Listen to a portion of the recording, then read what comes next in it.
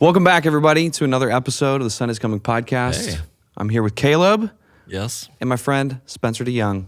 Hello, everybody. Thanks for being here, man. Yeah. And coming up from Knoxville, we've spent the last hour and a half just chatting. That's right. We should have hit We should record have. and That's why I came made it here. a 3-hour Joe Rogan podcast. But Thanks we're for here, having man. me, guys. Yeah. And glad you're here. I was telling you guys my sad water story that I'll now tell. Oh, yeah. Okay, so Liquid Death. We liked Oh, yes, I'm Liquid excited for this. Death. We haven't talked about it yet. I've been telling everybody the last 3 days about this. So Brian Taylor, who we had on a couple weeks ago and will be released in a little while, we were just like joking before we were recording. We're like, oh, this is good water, whatever. It's like great marketing in many ways, right? He sends me this video on Instagram of this new like ad campaign called like Sell Your Soul or something like this. And like they're doing like witchcraft with the water and basically like, hey, we're calling in I've heard spirits this. Yeah. into the cans Going and, into the warehouse and gonna go be released waving from the their cans wands. when they're opened. And I go, nope, don't like that. Fascinating. Yeah. Dude, well, we at MXU, we used to stock the fridge with Liquid Death, and then we had a very convicted guest come in, and they were like, "Do you guys know the story behind these, right?" And I was like, "I don't know. This is my favorite. I love Liquid. I know. I literally, It's overpriced water. I legitimately was like, I wish I didn't see the video because I wouldn't think anything of it. And it's like a little sketch. Like I just don't like. So it's legit. Like it's legit that actually happens there. I don't know. It's It not wa- just it was a enough- social media It was spoof. enough of a social media video that I go, I don't like Yeah. You like even the joking vibes. around with that. Like it's Yeah. the whole. So if I bring a Liquid Death on the show, what's going to happen? I literally have. I think I have the. And it dropped. Wait, will you guys do like the white Liquid Deaths, like the one that are just water? We have a Why do mix. we Yeah, have- we have all of them. I don't like. I always did the black ones. I just agree. I so don't that like the flat one. I don't like drinking sparkling water when I'm recording a podcast because I feel like I'm gonna have like Yeah, small yeah. burps, Yeah. The green ones. The green Liquid Oh, yeah. Deaths Never are mind. very good. Yeah. But anyways, we hate them now. Oh, Yeah. do we? I don't know. Now we just have Kirkland. Now we have. Yeah, we Thanks, Costco. Yeah. But yeah, it was bizarre. Like I read that. I was at church last night at midweek service, and I was like showing our worship pastor, and he's like, "Dude, He's like, I have these in the green room we, right now. we literally had them Of in the green course. room fridge." And I don't know, it sure might be marketing, might be not. I just don't like it. It just is a little funky to me. So now I got to go. But what about Ghost? Ghost is good. You don't know, man. Maybe I they're don't know. I'm just not gonna imbuing look up- ghosts What into is the Ghost? cans there too. The energy drink. I don't have one with. I was drinking. Caleb drinks a earlier. lot of energy drinks. It's kind of a thing. So Wow. total side tangent is Because this wasn't already a side tangent? no. Okay. I downloaded. Have you like used like the Yuka app? You like is that? scan like food or water or lotion or whatever, and it tells you how terrible it is for you. I don't want to know that. sounds. Oh, Wow. dude! I was getting in the shower this morning as my shower was warming up, taking scanning all of our. Oh, so you're bought in. Like you're doing it. I mean, He's a sick, so he just wants to know how terrible everything around him is so he can just stress about it all day. He won't stop using the things. He's just going to be stressed about it. and my wife last night was like, "Caleb, do not start going crazy Exactly. about everything that's in this house." And I was like, I won't. She's like, "I know you, and you totally will." And I caught myself this morning going, my shampoo is a 20 out of 100. That is not good. Did you scan it like in the shower? Like you had your phone in the shower with you? I was like already getting ready. I was soaked like, up. I like opened up the, curtain and like as it's warming up, I was like, oh, hey, there's my shampoo. Let me just scan see. this. And Well, no. not good. I've never tried this app, nor will I. Dude, Yuka. there are a lot of millennials that need to stay away from that app. Oh, yeah. I mean, it's bad. Like everything I eat. Does it or make scan Does now- it make recommendations? Like, Yeah. you should get this instead. Yes, Oh, it totally okay. is. So it's like, oh, scan these Doritos, and it recommends these, I don't know, Frito-Lay Harvest Chips or something. I'm surprised Frito-Lay is even in the conversation. It's for that. there, yeah. Yeah, that doesn't seem right. So Interesting. I don't know. Frito-Lay if you- will never If you want to sponsor get this healthy podcast. or just be sad about what Paranoid. you are eating and paranoid, and all of the chemicals and all the things Yeah. we put in our bodies. So, there's Cool. my health tangent for somebody who's not super healthy. Well, at least you don't drink Liquid Death. Oh gosh, man, it really does make me mad. I want to look more into it, But We'll do an update on the podcast later when Kaleb does more research on what we discover about the reality of the liquid death situation. Yeah, because I was on Amazon last night looking for canned water, different brands. Not a lot of options out there. So I'm going to make life water. And maybe that is a thing. I think that's everything. So anyway, what are we talking about? We're back today? here. What? Thanks, man, What's going on? being here. We're glad you flew up and joined us. As we're kind of getting started, as people don't know some of your story, I don't even know a lot of your kind of backstory. I met you a couple years ago, probably at MXU headquarters or something like that. Here in Chicago. Oh yeah, I think it was like on tour or something. Yeah. Oh, it totally was. Yeah. When you first came on staff at Amplio. I knew your name. Yeah. Just because you guys were subscribed. Yeah. Yeah, we were in early days of MXU adopters and loved the platform. And now you're there and serving churches kind of all over, like globally, probably more than any other organization that I'm aware of that from that level of resourcing a church in the creative worship arts production area that can reach globally because you're, software. and videos and all of that stuff can reach globally. Learning. It's pretty frequent that we're on calls with other countries where I'm like, man, I wish I maybe learned other languages. This would be helpful. Yeah, dude. ChatGPT. But yeah, you're right. Most of the people we serve are in the U.S., but it's pretty wild and humbling. Like I think 20% of MXU churches are now majority like South Africa. South Africa is just so booming. Interesting. I remember years ago there was a live event that they did down there and hearing about it from some of the guys, and I was like, wow. And there's for some, I feel like at Philo too, we had a handful of like large churches that were typically streaming like from South Africa, a bunch from India, like. Yeah, like the church and even just across, Africa, South Africa, in parts of the UK too, we've been learning a ton from. It's pretty humbling because you just realize kind of in United States, Western Christianity, we only know what we see. And then you have some of those conversations with other churches and how the Lord's moving over there. And the fact that just with the knowledge we have, we're able to help them in certain ways is killer. But it's pretty cool how we've been able to serve places that I've never even been to. Yeah. Is it, is a little bit of a maybe side tangent of like US versus UK culture? Cause we've had a handful of like people reach out from the UK. Yeah. And I, like you're kind of saying, like I'm in a massive US bubble of mega church friends and have no, like the way that everybody else in the world looks at Americans, like I totally have that perspective of like I'm only in my own circle. Do you feel like the content, and we'll dive into this later too, but like is the content the same and relatable to them, or how far off is it in the way that we're like, whether it's doing like ministry on the weekend compared to what other churches are doing globally? Because I just feel like I'm totally out of that circle. That's the question that we ask a lot because frankly, I still don't fully know, what happens typically is that churches, specifically like in the UK, might relate to MXU because they see their audio console in a video. So they're like, oh, they're going to teach me how to use the Allen and Heath SQ7, or they're going to teach me how to do such and such. So usually it's like the familiarity of gear that brings them in. But then a lot of the principles we teach, we always say 75% of our training is gear agnostic because EQ is EQ. Like usually not knowing what every knob does on the console is not what's keeping you from a great mix, right? It's usually the principles of how do you compress, how do you do such and such on a console, or lighting, video, worship, all of that good stuff. So oftentimes we find that the gear is the familiar component, and then we kind of learn. It's funny. I have a buddy, Matt Sales, shout out if you're listening. He is in the UK, and from the early days of MXU is always hitting us up like, churches in the UK don't understand this. Do it this way. Do this. Do that. Like our churches are even from things like pricing, like how do you charge?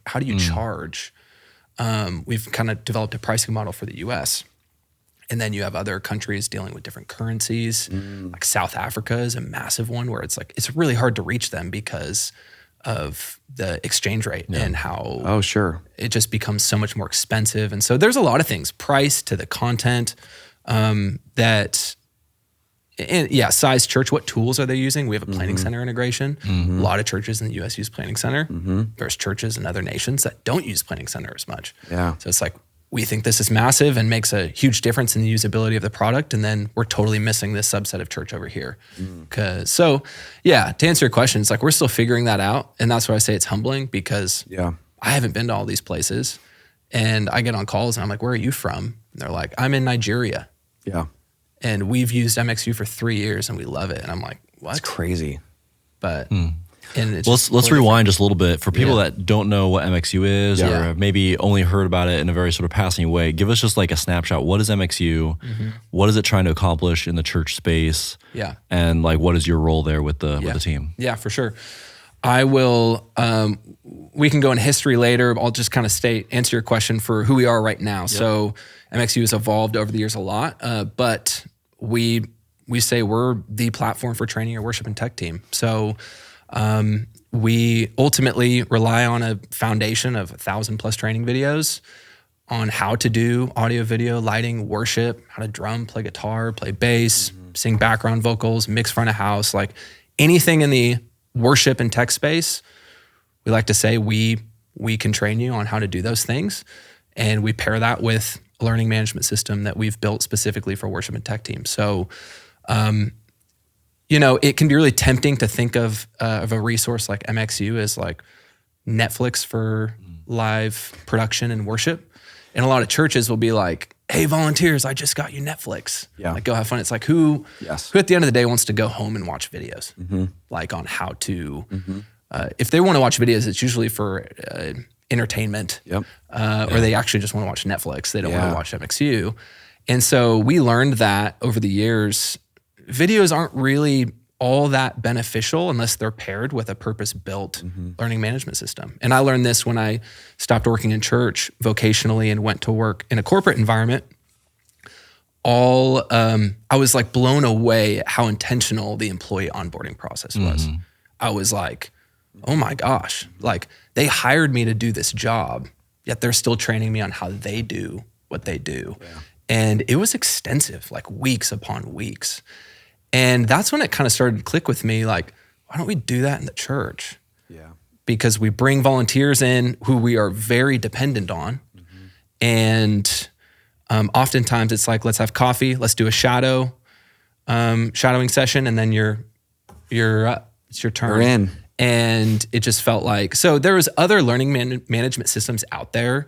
It's not like a new concept, but often they were built to serve corporate environments or like higher education.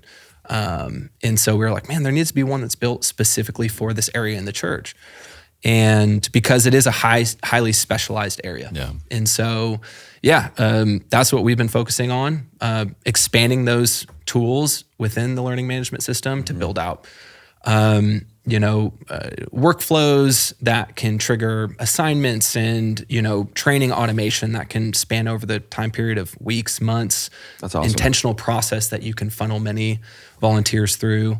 And then trying to make it easy on churches by giving them that content, but also giving them the ability to bring in their own training as well. We know churches, a lot of churches out there are filming training for their teams and such. So where do you host that? And how do you track it? How do you measure it?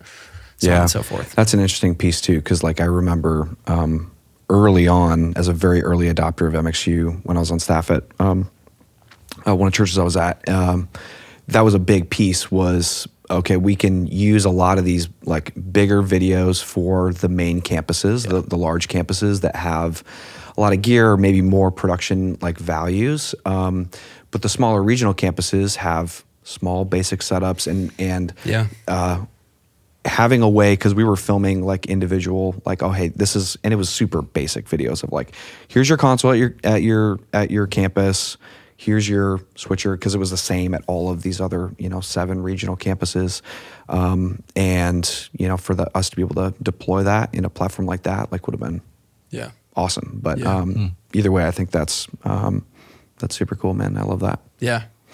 So let's go backwards now to your kind of like, you were in ministry, as you just mentioned. Tell us a little bit, like, where'd you start? Where'd you come from? Like, what kind of led to even just like the heart of, what you guys are doing now and Yeah, for sure. So I grew up in the church, come from both my parents very involved in ministry throughout my childhood. So worship ministry particularly was not foreign to me. It's funny, like I didn't really go to college. In high school, I went to a small Christian school where like skipping school to serve in church for things was like adored. Like, it was like, yes, for sure. Like, don't go to school today. Like, I come from a church called Bayside Church in Northern California. And worship culture was pretty prominent there. Like that, it definitely led the way for our church in how we reached the community, how we executed the weekend. I'm sure many churches obviously are worshiping on the weekend, but for us, it was a very, very prominent point of our culture. And so it really drew me in at an early age. I played drums. I often refer to myself as a bit of a Swiss Army knife in the worship and tech space, like played drums, but then like most drummers became very passionate about audio. And then got to a point where I was very passionate about leading worship. And so many different, served in many different areas in the church, starting at a very early age, basically right out of high school. I graduated high school a year early, one, so I could get married. My wife and I knew each other. Yeah, we knew each other in middle school. We met in 7th grade. So we were like, hey, we want to get married, but also I want to work in ministry. How do you finish high school a year early? You went to a small Christian You go to a small Christian school. Where they're like, yeah, that's great. That's crazy. It was basically, I went to a small Christian school where, love y'all, but yeah, the bar was a little bit lower. So he's like, why did you let me do that? Looking back, what was happening? And it was expensive. Yeah. Christian school is expensive. And I pitched it to my parents like, hey, you guys don't have to pay. And I'm going to go. So I did summer school. I had like 3 classes and I was like, I'm just going to do this over the summer. And so it's funny because I always joke, like, I don't even know if I have a diploma.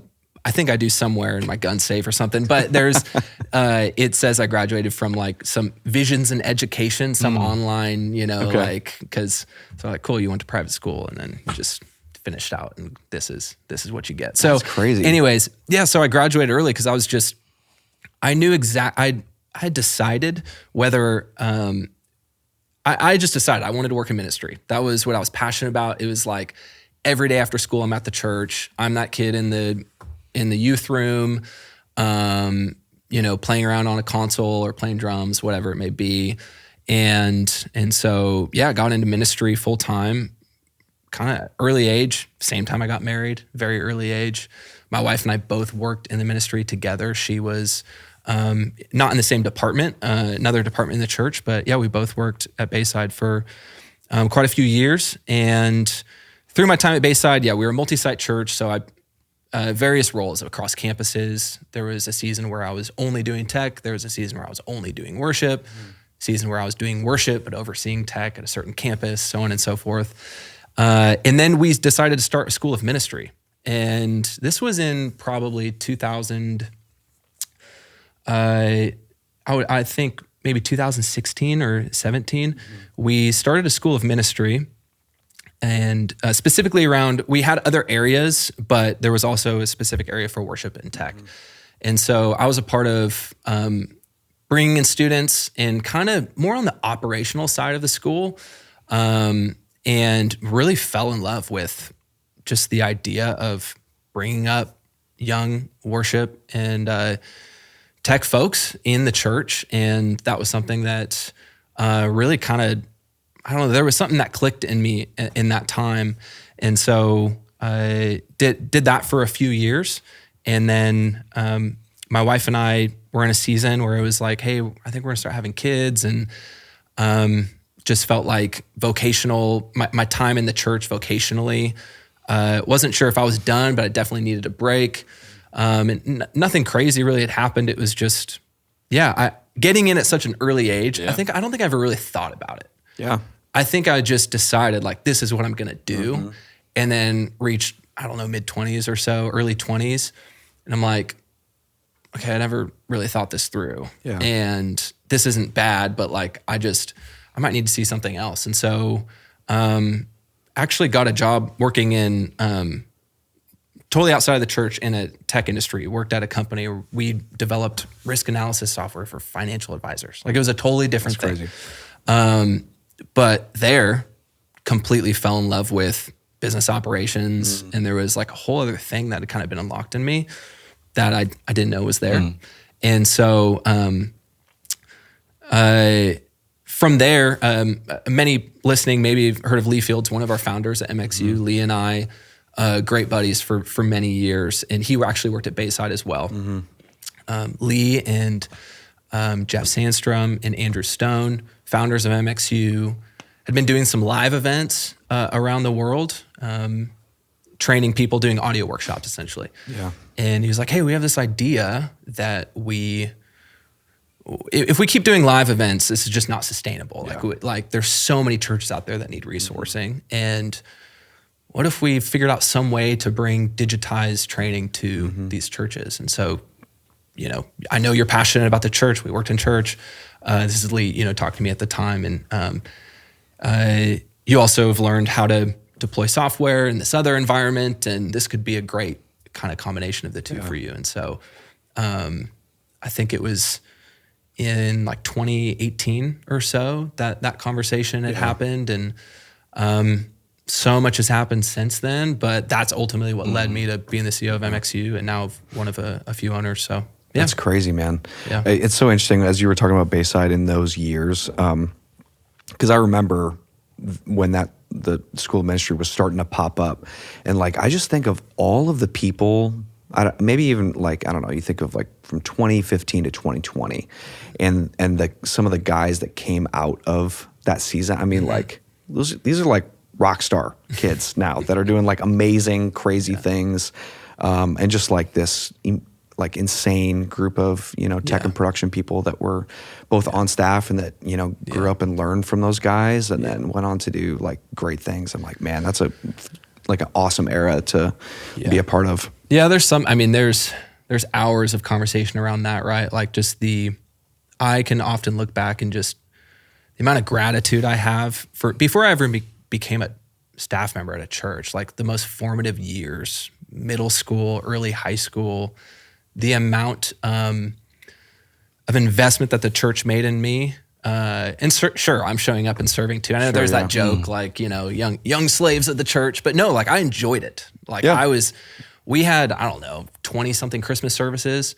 When I'm in high school, like the highlight of my year was running tracks for the Christmas services backstage. It's crazy. Like that was just like one of the coolest opportunities. I was like, this is amazing. And like, and it just inspired me to like, want to hone my skills and grow in my craft. And that didn't happen on accident. Like there's leaders in the church who I can think back and go, man, like you paved the way and really helped to make that happen. So a lot of what you're talking about, the culture at Bayside, there's many people I can look to. It's like, at that time, like some people have heard of Lincoln Brewster. Like Lincoln was our pastor at the time, and he was really adamant about raising up, young leaders. And there was a lot of intentionality, folks like him and others that just made it a purposeful point in our culture to bring young people along. And for me, that kind of set the trajectory, honestly, for my life. Yeah. As you now are in the seat at MXU, and now you have the opportunity to engage with so many different churches. Yeah. Like I'd be curious, what would be sort of the state that you find them in when they first reach out to you? Like, are there trends of just like, hey, this is what they're kind of struggling through, working through, challenges they're facing that we're now trying to help them address as we approach things with content and resources? Yeah, that's a good question. The most, I would say this, I always make the mistake of thinking that like what I've seen, the lessons I've learned, or I've helped other churches in, like that there isn't a church out there right now that is struggling with those things that maybe I learned 5-10 years ago. Something as simple as like gain structure. Yeah. And this is something like Jeff, one of our founders, Jeff Sandstrom, and I were having this conversation. I was asking him on our podcast, actually, like, what's like the triple threat of audio? Like, if you're gonna, what are the three most important things somebody's got to figure out with audio? And he was like, gain structure, high pass filter, and fader, right? Like just simple things. So to answer your question, to bring it back, I think oftentimes churches reaching out are like, you'd be surprised how many churches are like, we just need to get it to stop feeding back on Sunday. Yeah. Or like, I haven't taken a vacation in 2 years and I'm a bivocational tech leader in our church, or bivocational pastor. I can't tell you how many conversations I have with pastors who are like, I've got volunteers who run tech. They can't be on this call because they have day jobs. But we have nobody to run front of house on Sunday. It's like always and these are like, some of these are like 500 person, 1,000 person, like large churches where it's just like it still just feels so basic. Some of the issues, it's like foundational stuff. And so I would say more commonly though, it's people. It always comes back to people. Like how can we just get more people? And then once we do get them, how can we keep them around? And ultimately get them excited about learning. Excited about like, I think oftentimes volunteers in the church see it obviously as a way to give their time to the Lord and serve their community. But maybe sometimes the connection isn't drawn for them of an opportunity to uniquely find their gifts and grow in those gifts and excel in those gifts while they serve the Lord and while they serve their community. I think sometimes when I say stuff like that, pastors almost kind of roll their eyes like, well, yeah, like obviously, but that's never going to happen. And it's like, no, it absolutely can happen. But you got to paint that picture for them. So when you see churches kind of turn that corner, like they're struggling in that area, what are the changes that they're making that allow them to kind of overcome that initial hurdle, start to get, because, before you can have someone benefit from MXU, you have to have that person have the energy, interest, even put the time in to engage in that content and show up and serve in that role. So like, what are the mind shifts or strategy shifts that you see make that turn? That's a really good question too. When I start to see culture turn on worship and tech teams, especially in the area of like volunteers, maybe taking a little bit of the drive upon themselves to learn and move in the right direction. It usually starts with the leader, like taking them out to coffee and like just doing really simple shepherding. Like I think oftentimes we forget in worship and tech ministry, before we talk about which way to turn the knob, and we've said this for years, but I feel like every time I say it, somebody is like, oh, I've never heard that before. Like before you ever turn the knob, like, you know what their wife's name is or something, like know their kid's name, know what their job is, like know who they are.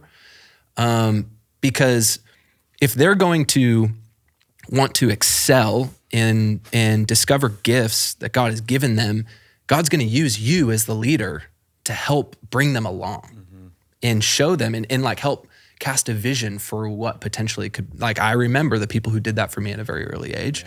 And like I said, it doesn't happen on accident. Like somebody pulled me aside, like, hey, I see this in you. I see you could do this. I see you could do this. But before they could ever say those things, they had to know my name. And they had to actually know who I was. And so, to answer your question again, Kaleb, I really do think it starts with the relationship. Like I see culture and churches change when relationship becomes the priority. In worship and tech, it just can feel so transactional, especially if you're like a worship leader who's responsible for tech, which is not uncommon. So you're on stage, like you just finished vocal warm-ups. You want to make sure that you don't sound horrible. You want to make sure, like it's a very vulnerable position. You want to make sure you're doing your job. At the same time, you're probably stressed, like so-and-so show up late. Like we all know how those things can go. And then you also need to lead the people in the back wearing black who don't maybe communicate the same way you do, and maybe you don't know lyric operator's name and front of house person and you don't see eye to eye. And like these things can get just really complicated and messy, especially when you're trying to execute such a big task with volunteers. Like how do you do that relationship? It doesn't happen without relationship. But we're just talking about making it happen. Okay, once you've made it happen, how do you actually like move towards excellence? And that's our whole thing is like, we want to see churches pursue excellence. Yeah. Because there's just so many churches I talk to who start a call like, oh, we're just getting by. Yeah. I feel like we're getting by. We feel like we're doing pretty good.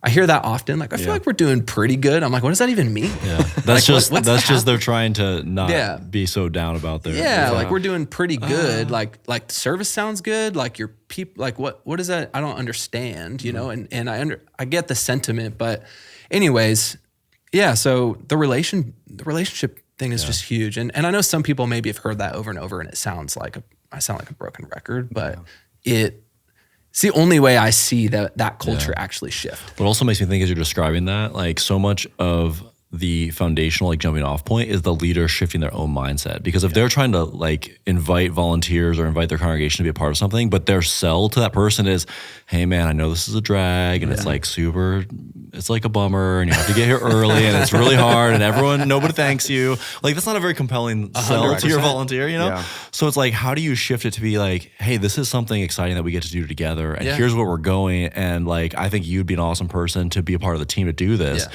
And you can't make that pitch until you kind of shift your own mindset and kind of lead yourself in that direction first.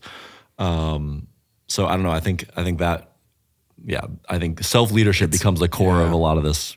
Well, and I remember looking back on my time on a church staff, and it was a rather large church, so it's easy to hide a bit and kind of get caught up in your tasks. But it's just sometimes we draw this separation, this unnecessary separation of like, okay, you're on staff at a church, you're paid, you're the worship. I mean, some churches see this differently, I understand, but from my perspective, if you're on staff at a church, you're a shepherd. Like you're shepherding people. Yep. And you might not have a teaching role. Your job might not be to deliver the gospel every Sunday, but you're still shepherding people. Like and again, that's my personal opinion. All that to say, sometimes we can say like, oh, these people I lead in worship, they're the ones I'm responsible for shepherding. My volunteers, well, they're my free employees. They're the ones who help me get the task done. It's like, no, like those are the people you can shepherd. Yeah. And like you actually might be uniquely gifted to shepherd them. Yeah. Because you speak the same language. You guys have similar interests, similar skill sets. Yeah. And so for me, when I look back at my upbringing in the church and some of the times I'm just so grateful for, and I look at other people that, some of like the guys that Thrive Worship, like we were in youth band together and like we were brought up by the same people, and I see the amazing things that God is using them and in other people around the world that grew up in church together, and we were being shepherded. Yeah. Like and that's what I ultimately am just so passionate about, seeing churches, they take on that role and that responsibility. Ultimately, it's a responsibility. Yeah. And you mentioned youth band, and it makes me think of this whole idea of like, a lot of times you just gotta fake it till you make it. It's like a real thing. Like when you're in youth band, you don't really know what you're doing and you're kind of figuring out the tech, but the common denominator is like, hey, we're just gonna figure this out together and we're gonna like fumble our way along. And you know what? After 3, 4, 5 years, it turns out to be something really, really cool. Yeah. And I feel like that's so much of it is just being willing to try stuff. Yeah. And like being able to invite people into an experiment and make it, the pressure is low. We're going to have things kind of go well, go wrong, and that's okay. Yeah. But the important thing is that we're just trying it together, and we're going to show up and we're going to work shoulder to shoulder, and we're going to give each other feedback, and we're going to learn our lessons together. And like, it's not something that fixes in 2 weeks or 3 weeks or a month. It's like, this is a multi-year, long-term thing that we're building here. Yeah.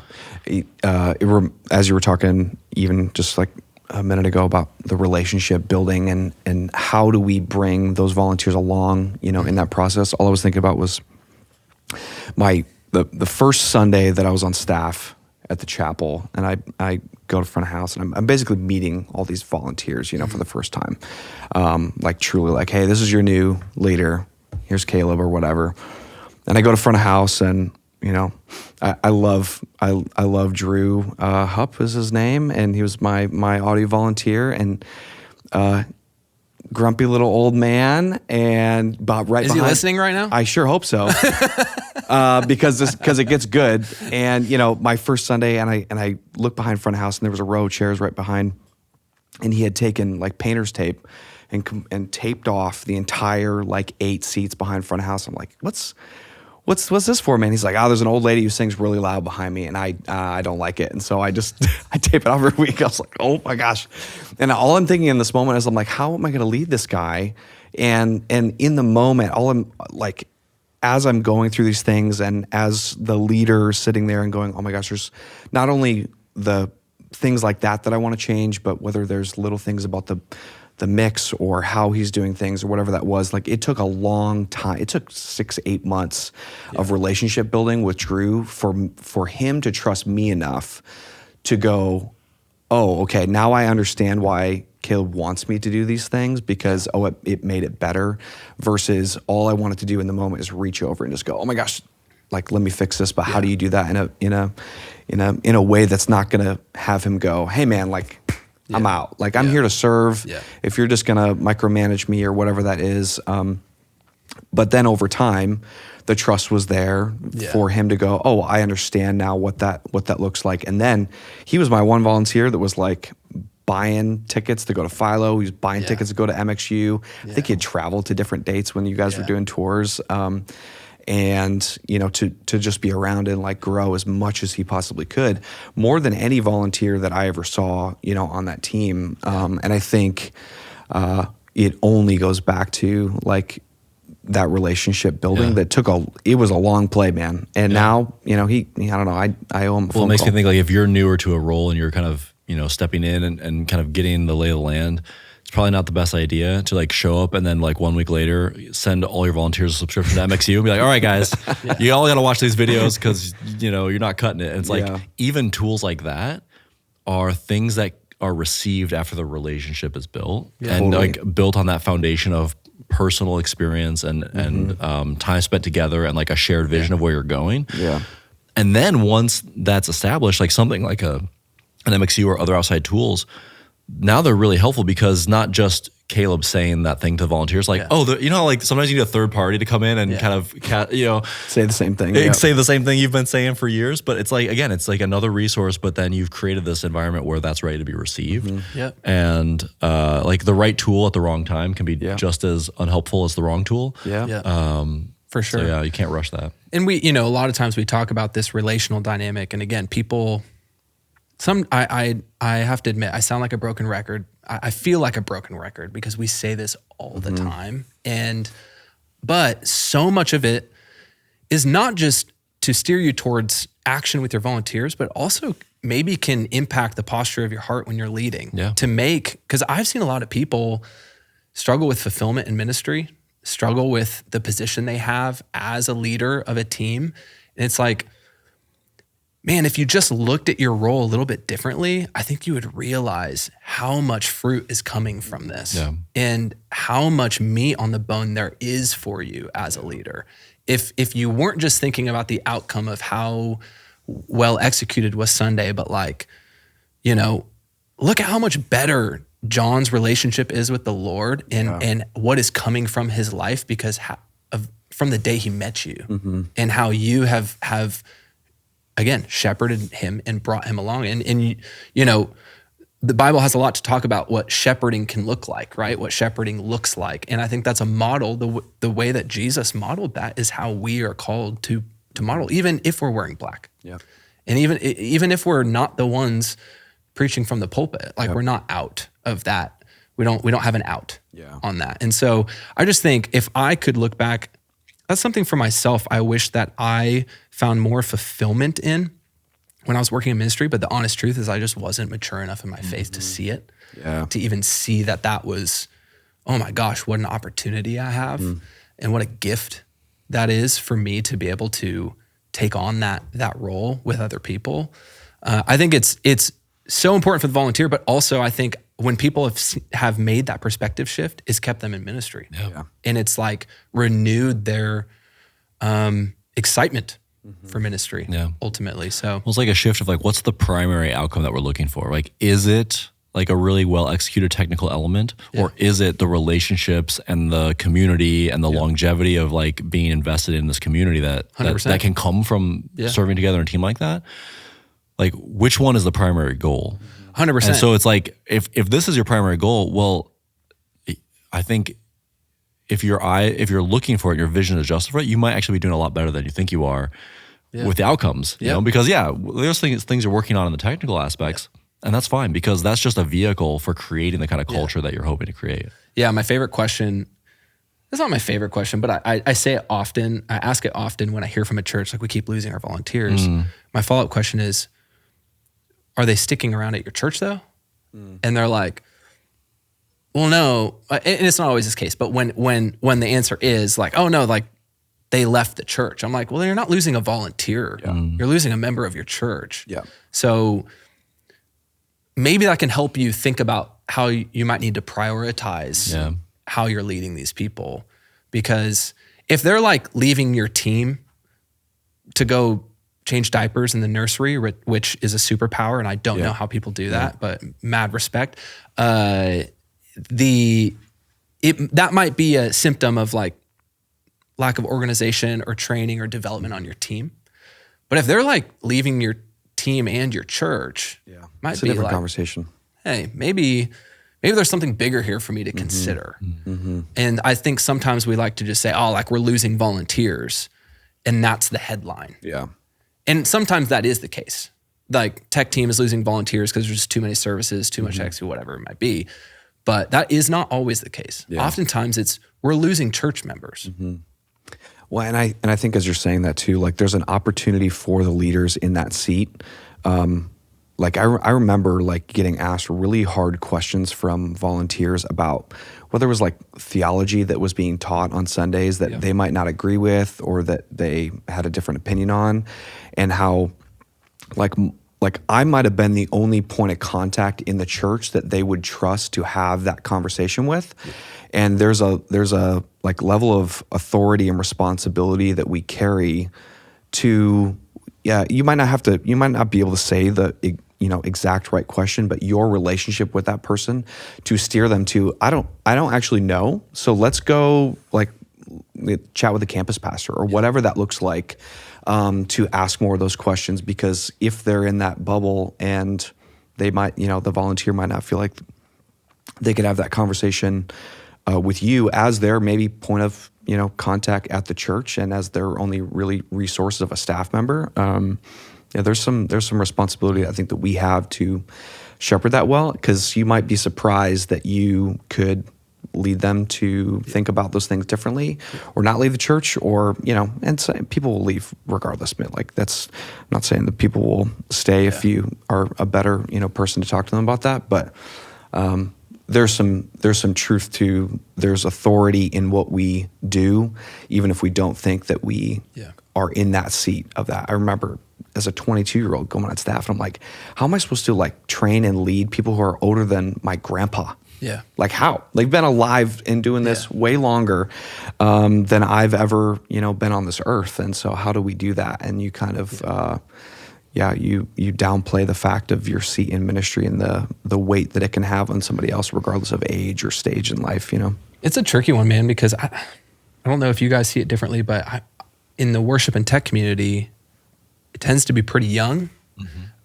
just because the skill set, technology moving quickly. And I look at my time in ministry and like the average age of a staff person, our worship and tech staff was like 30-something people. And the average age was like 22.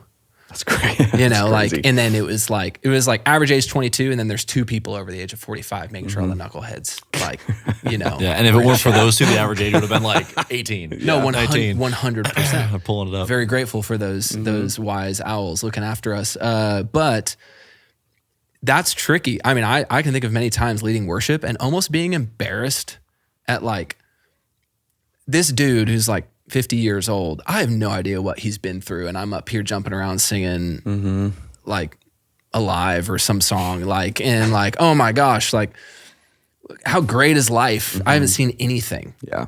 Like I just got married, and like I've got, Monday I like go home and binge watch my favorite TV show after a long hard fought Sunday. And it's like, so it's really hard when you're like in this really young, somewhat juvenile stage of life, but you're like called to minister to these people and shepherd these people. And worship leading, that's a whole other thing. Like you are leading people, you are singing gospel, like you are singing scriptures, like you are leading people in that. And that is heavy, that is weighty. And as a young person, it tends to be a young person, there's just a lot there. And so nobody, pastors joke about like, they never taught me in seminary how to balance a budget. Well, it's like when you're a young 20-something worship leader, you didn't even finish high school. Yeah, like let alone go to seminary. Yeah, like you're learning how to play like your favorite song. You're not. In fact, usually you're trying to get away from people. Yeah. At least that was me often. It's like, leave me alone. Like that's the last thing I want to do is engage with a person. And so that's tough. Yeah. And we've got to be aware of that. Like as young people, our tendencies, surround ourselves with the right people, and also be honest. If you're a leader in the church, if you're paid staff and you don't like people, it is okay to consider a different career. Yeah. That's also okay. Totally. Like if you don't like might people, be better. Yeah, because sometimes people listen to this stuff and they're like, but what if I'm not super good at talking to people? Well, okay, well maybe we can work on that. Okay, actually it's not that I'm not good at talking to people, it's that I don't like people. Okay, man, I get you. Indeed.com. Like start have a whole looking track at on it. MXU that's like how to discern if you like people or not and if you should be a minister. Yeah, and it's like because this is honestly, guys, like this was really hard for me when I was leaving vocational ministry. There was an identity thing there of like, but I love serving the church, and I love doing worship. I love leading worship. I love mixing audio. I love doing these things. And I remember my wife asking me one night, like, why do you need to get paid to do any of that? It's like, I don't, but then how do I make money? Yeah. Well, then how do I make money? That's a whole other episode too, right? But it's like, there's an identity thing there. And so, Jesse Anstrom and I have a joke. It's like in these conversations, it always just comes back to identity. So there was the identity word, but all that to say, yeah, it's interesting. I like what you said earlier too, like even as you were describing you leaving to go into corporate world, and I don't know, I can't remember the exact context of the word you were saying, but the lacking the spiritual maturity to understand in the moment. And I go, man, that makes, like, there's so much truth to that, because it is hard. And I think every generation has always looked at the generation below them as like, oh, you guys don't really know anything. And that generation goes, we know everything. And you guys are just the old guys in the room. But to have the self-awareness to go, man, maybe I don't have the spiritual maturity that I think that I do or that I should have because I have this title on my office, or, my seat in the role in ministry, or my identity is found in this position at this big old church so I can post on social media about all the cool things I'm doing. Yeah. But to have that awareness to go, oh man, like I might need to check myself a little bit, or understand a little bit more what spiritual maturity actually means to be in this seat, because the level of pastoral care that we have, regardless of if I have pastor in my title or not, it's a big deal. Yeah. Sounds like a posture of humility, Caleb. It is, man. Yeah. It's just so interesting. I think there's so many people out there today that, whether they have left because they didn't realize that, and then maybe they realize that after the fact. I found myself. It's always that, back. right? It's always, you're like, oh you leave, man. You think you left for a different reason, or you think, and again, it doesn't always leave. I mean, there was times too, I didn't even say, like, there was a season where I left base, I worked at another church for 8 months because it was like, oh, I gotta go do this for a minute, and then found myself right back at base, right? So like, there's transitions, whether you're leaving staff vocationally, or you're just going to the church down the street or whatever. You always think. It's just, I think I would have saved me and my wife, like, we've gotten a lot better sleep and just had a better, more enjoyable days, honestly, if we were just more honest with ourselves and also more humble. Yeah. To just go, I just haven't seen a whole lot yet. Yeah. That's good. And maybe I could exercise the humility to go ask somebody else for counsel. Maybe I just need to go work at like In-N-Out and be humbled for a little bit. Like I'll never forget like starting this new job outside of church. And I was trying to be like a good employee. Like, okay, so what time do you guys normally like start the workday? Like what time should I show up? And I'm just thinking like, hey, he's going to be like, we're flex. Like maybe, I don't know, people get here around 9 or whatever. He's like, yeah, people are in here like 7:30 or 8 usually. I'm like, oh, yeah, and I'm commuting about 45 minutes. Oh, cool. So I just like, that's okay on Monday morning, huh? Okay, like normal. And I just remember like showing up being like, I feel like such a low life. Like I don't get to go do my normal. And I know a lot of people out there in ministry are grinding. So please, I was not. Yeah. Okay, I wasn't working as hard as I could have been, but I know a lot of you out there are. So that's on me, not you. But I just, at that time, I was just like, oh, I didn't know how good I had it. But also, wouldn't want anything different because I learned so much. Yes. I learned so much about, more importantly, the Lord. It's also really, really easy to hide behind a title in your relationship with the Lord. Yeah. And so, how many church people do you talk to that think they like, oh, it's so hard, and then like I think you've talked about this, like you get out of that and you're like, oh, it was so easy, like compared to what. Yeah. And again, like we've seen. Yes. I'm always careful with this discussion because I talk to churches every day where it's like, oh, you're working incredibly hard, but you're totally right. Mm-hmm. There is an environment where you're conditioned to think like there's like a conditioning to think that you have it so bad and that it's such a burden, like whatever in some of these contexts. I knew a lot about coffee. How about that? I'll tell you that. I had a great coffee budget and it was unlimited. You don't realize that. And I also think like I took those things for granted too. So like I think like if I were to go back and put myself 10 years ago into those seats, I would not only enjoy those coffees more with volunteers that I was taking out, like I would do them more, not because it's fun and I just get to sit around at a coffee shop and drink coffee, but like those relationships just like they matter so much more. And I had the opportunity and was praised for doing that, and I didn't care enough to want to do it more. And I go, man, like, and then you leave and you go, oh shoot, like I didn't realize that was a good season, or the things that were hard. I don't know what is, up psychologically with our brain, but like so often I think back to seasons and it's easier for me, at least to forget about some of those bad things. And you think of the community and the amazing Christmases that you had versus the really hard Christmas Eve rehearsals that you had. Or whatever that looks like. And the opportunity to go, hey, if you find yourself in that seat, like go make the most of it, man. Like go do all of the things that you can because your church is empowering you to do that.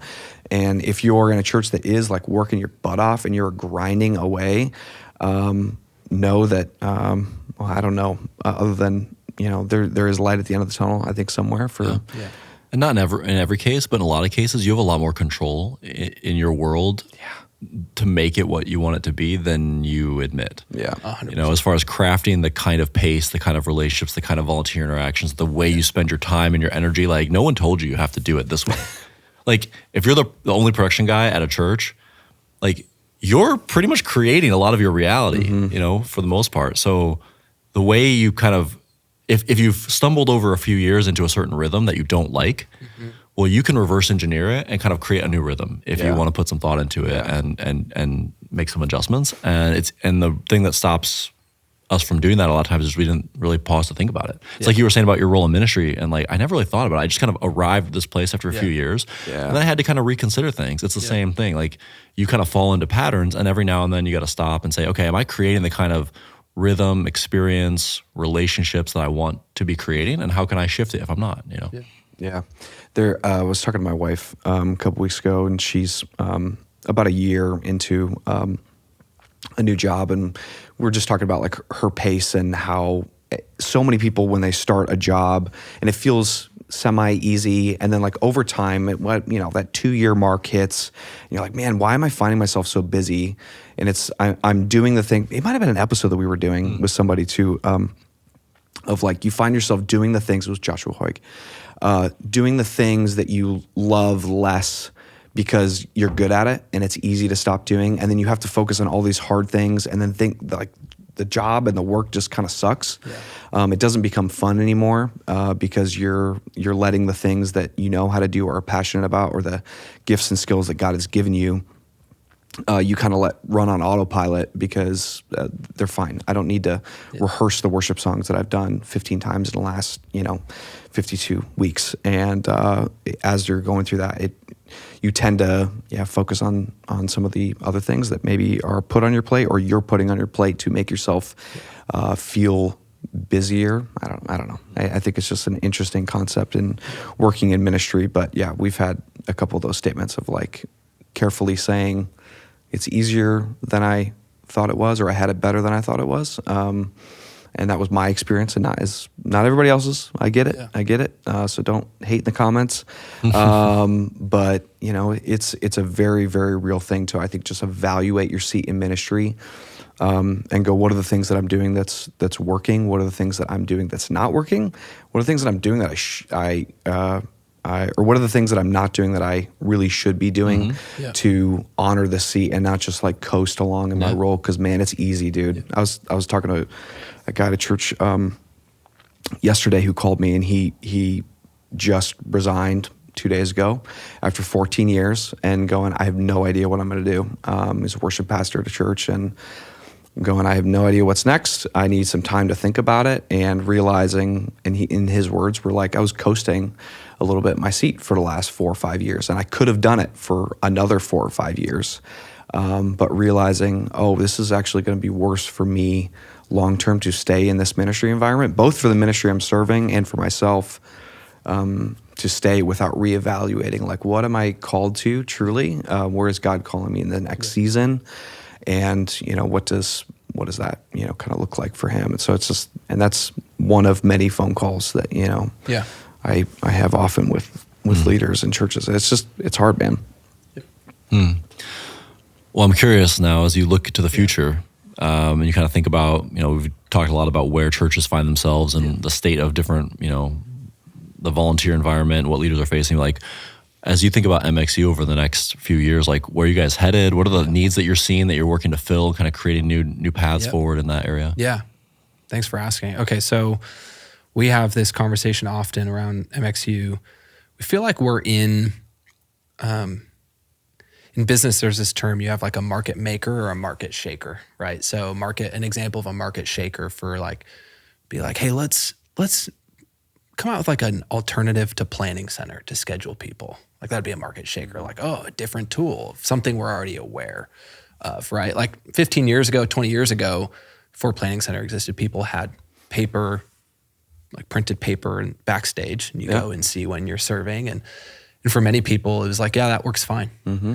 And we feel like we're in this market maker season of people.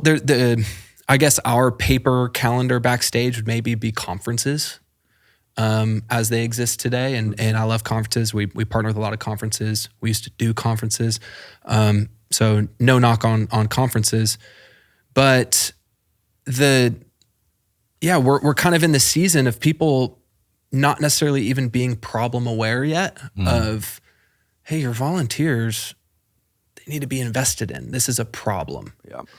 And they're like, oh, no. Like we take our top performers to such and such conference every year, and we spend thousands of dollars to do that. And it's great. And like, job well done on us. It's like, it's not really what we're talking about. And so we're in that season right now where we're trying to help people see what proactive training for your worship and tech team looks like. Proactive is the key word there, because we know that training happens when cues are missed. Yeah. We know that we know volunteers are pulled aside. Hey, can you do this a little differently next time? It didn't really go as well last service. We know that happens, but what would it look like to proactively develop a training program for your church? We use the Allen and Heath D Live at front of house. What is a complete training to help somebody master that desk, go from 101 level principles to 201, 301 level mixing principles? They're not just going to know what the knobs do. They're actually going to know which way to turn them across every position in the worship and tech team. What does it look like to do that proactively? And so to answer your question, I feel like we're in the baby stages of that. Like we're still crawling because frankly, I feel like we have to crawl with the church. The church is crawling in that area. Like the church And I'm not dogging on the church here. Like, I'm a part of the church, right? So we as the church, we just haven't figured that out yet, that that's a huge problem, that we are not proactively training our people to take part in what we do on Sunday and serving our community. And we're not just not training them. Like, excellence is like this joke off in the distance for many churches. For many churches, fewer churches, I do think, maybe the ones we see on Instagram more often, not to pick on you, but excellence, there might be some idolatry with like perfection, and it's not really excellence. It's like we're going for perfection. That is a real thing. But the majority of churches, excellence is, again, a distant joke to them. It's like, what does it look like to take your volunteer team to excellence? That's funny, Spencer. What volunteers? Well, yeah, exactly. Yeah. Like, well, yeah, I can't tell you the amount of times. Oh, if only I had volunteers to train. Exactly. Okay. I totally get it, and I can empathize with that. So we got to recognize where we're at. And that's at MXU. That's where our conversations are, Kaleb. Wow, it's easy. I can just say Kaleb, Easy. and I'm addressing both of you. And being patient. Like, that's been the biggest thing for me. Like, just that's the thing I've been asking the Lord for a lot in this season is patience, because I'll be honest with you guys and any church listening, there are some days I'm just like, you dummies, like, come on, you should know this. And then I realize, no, like, I wake up every day thinking about this. Like, I have dedicated so much of my life's work to this initiative.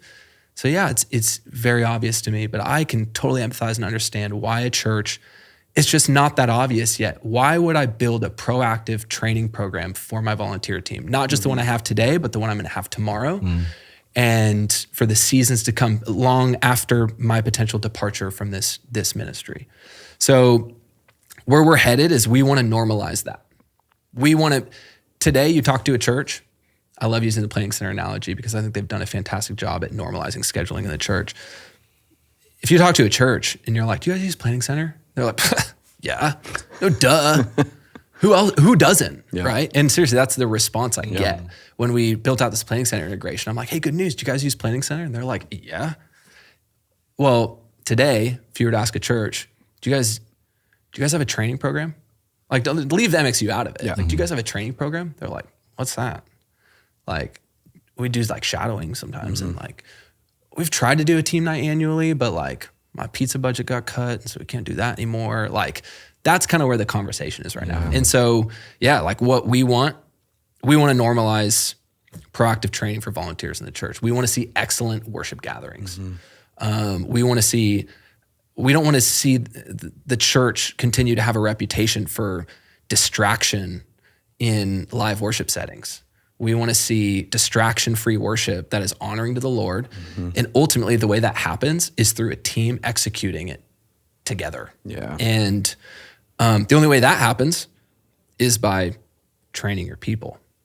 And so that's the thing that we are just so on fire for right now. It's like, we want to normalize that discussion. And you know what, down the road, what's great is I can confidently say, MXU, we're the only ones that do this right now. And that's really fun.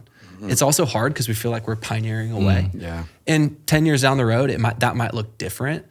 And I'm okay with that as long as this starts to be more normal in churches, because we see so many churches who are just, it is incredible how God is using them and their community through their people serving in worship and tech. I've talked to churches who say worship and tech, the healthiest ministry in our church.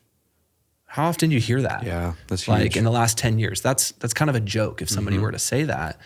And so we're seeing it happen, and we just want that to become the status quo. We want the narrative of, the closer I got in this church through the worship and tech team, because again, they're the ones backstage, they're the ones hanging out with senior leadership often, and they're the ones who are in closer proximity to kind of the behind the scenes of Sunday. We want the narrative to be like, the closer I got, the healthier it appeared, and the more invested they seemed. There was more investment towards me. Like, people knew my name, people knew my kids' names, and ultimately, I discovered passions and gifts that I never knew God had even given me. Yeah. But through this church, I always thought I liked listening to music, and music was just super fun to listen. But it turns out I actually love mixing music. And it was so-and-so at the church who helped me recognize that. Yeah. And so MXU isn't going to do that all. The great leaders are required. We like to say, like, we want to be your most valuable tool in your tool belt. Like, we want to be that, like, that shiny hammer that you're just like, what would I do without this thing? Yeah. It would take me forever to build houses if I didn't have this. Yeah. So that's a long-winded response, but like, that's what just juices us every day right now. Man. Yeah, I think MXU is an amazing tool that I wish, early on that I had. And honestly, even when I did have it, utilized it better because you're right, it still takes a great leader to be able to use that tool effectively. And it takes work for me to have a relationship with a volunteer to go, here's why this is important that we do this together as a team or as an individual or whatever, casting the vision for why these tools and why this skill set training is going to make you better. That's going to impact the people listening to a mix or listening to somebody play a song on stage or whatever that looks like, and how the gospel is heard greater through the excellence that we're providing. And again, excellence is a funny word to use, but the work of just like trying to become better in God's house is I think the biggest thing with that. And so I think it's awesome. And I think every church everywhere should have an MXU subscription. This is not a sponsored podcast. This is the real deal. And I think, it's an amazing resource for so many people. And I love what you guys are doing, and everybody should have it. We should give one away to like a church for a year. Yeah. We can do that. Somebody out there, we'll give some, MXU for you. We'll do it. I don't know how we'll get it to him, but whoever just We'll pays figure us it the out. You're best smart. compliment, whatever your favorite part of the podcast was, Yeah. email it to Kaleb, and if it's worthy, we'll. For real, man. I just think they're to be able to bless the church that doesn't even know, or to go, oh my gosh, I didn't know that there's resources out there. I was literally on a call the other day with the church, and they were talking about their system and just some issues that they're having with their team of volunteers. I'm like, have you guys heard of like MXU? And they're like, no, I have no idea what that is. I always send them to, because I didn't know the website until like you had filled it out, and because I always say mxu.rocks, because that's the which it will redirect. Yes, so it does redirect. Yeah. Because I checked it today. Because I just remember, that was Stone's deal. That GetMXU.com. Yes. That's where to find us. Yeah. Okay. Yeah, that's was going to be my next thing, was how do they find you? And we're active. We try to stay active on social, at MXU Rocks on most platforms like Instagram and YouTube. There's like, we devote a lot of time towards YouTube, free resources and training. We have a podcast. It doesn't look as good as this one, but we'll get there someday. And check out the podcast. Again, trying a lot of the discussion we've had here today is a discussion we're engaging with every day and trying to equip churches.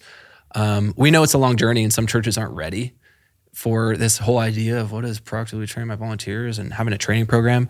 And that's okay. But we just want to continue to build that relationship. And so we're here for you when you're ready. Awesome, man. Dude, that's great, man.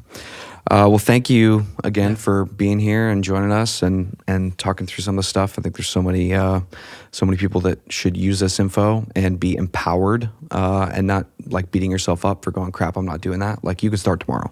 Yeah. And it's free on YouTube. It is free on YouTube. There's no barrier. Just go check it out and like see what you find. Yeah, it doesn't, like I said, it doesn't take purchasing another software solution to start doing some of these things today. Yes. So much of it is, it starts with people, and it starts with having some sort of process, whether even a bad process is a process. So start with something. Start with a process. Yeah, you got to start somewhere. Anyways. Man.